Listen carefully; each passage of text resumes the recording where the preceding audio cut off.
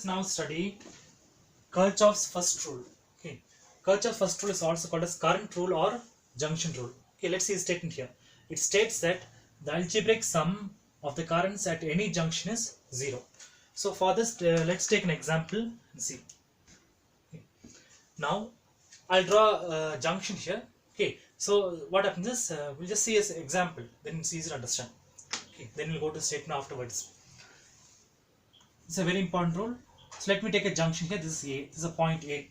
Okay. At this point A, there are different currents coming like this way. Okay. Different wires are there. Okay. Like this. The current here, this will be I1.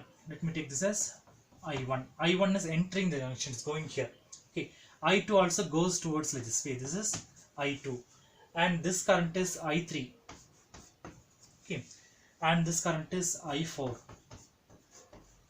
And this current is I5. See the direction of the arrows. Okay. Okay, let me read here. Now what we do is we must see the statement here. Okay, it states that the algebraic sum of the currents at any junction is 0. So whatever currents here, okay, at this point the current will be 0. So two things you must remember for this. Okay. So current which is entering a junction, that's taken as positive. Current leaving a junction is taken as negative. So I'll write this also here. So current entering a junction,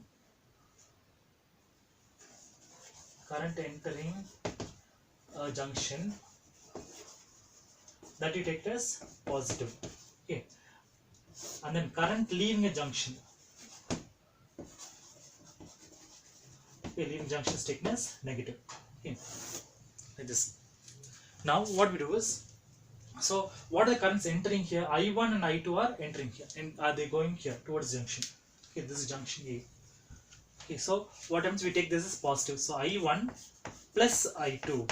Okay, I1 is positive, I2 is also positive, but I3 is going away from the junction, so it's taken as negative. So minus I3. I4 also goes away from junction, so we take as minus I4. Okay, current I5 also is coming outwards, is going away from junction, so we take this minus and then I5. Okay, and then let's go to statement here.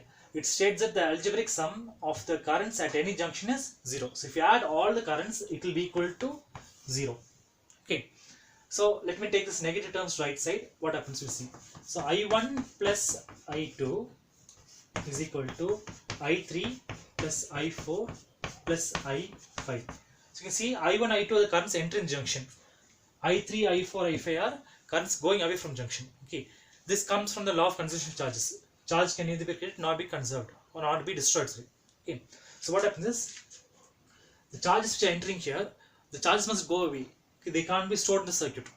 Okay, so whatever charges are coming inside, they're going outside, and the current also is like this way. So whatever current comes inside, the same current must go. Suppose say this is 1 ampere, this is 1 ampere, or this is 5 ampere. Say, so 1 plus 5 is 6.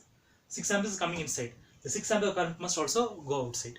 Okay, so this is about the Kirchhoff's first law. It's very simple statement only.